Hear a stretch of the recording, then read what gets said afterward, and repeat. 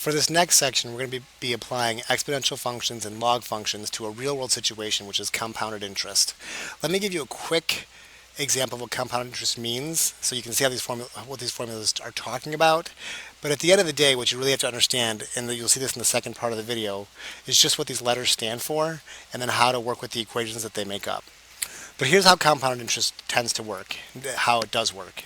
If you have $100, let's say, in an account that pays a crazy amount of interest, let's say 10%, then what happens is let's say every year you get 10%. Then at the end of that year, you'll get 10% of this $100, which would be 10 bucks, added to your account. So at the end of that year, you'll have $110.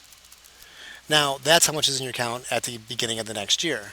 So after the year goes by and you add that 10% interest, we're not taking 10% of this original amount.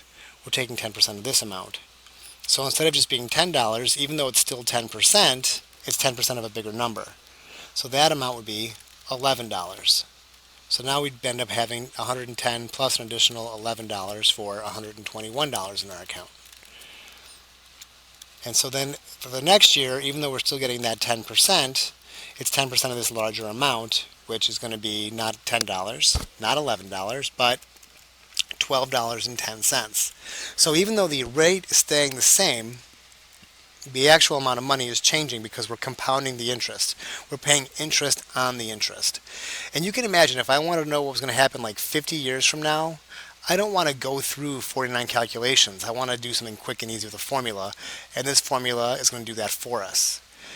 So what do these different letters represent? First of all, anytime people see a form like this for the first time, they tend to maybe freak out, but just relax, because basically there are 1, 2, 3, 4, 5 unknowns.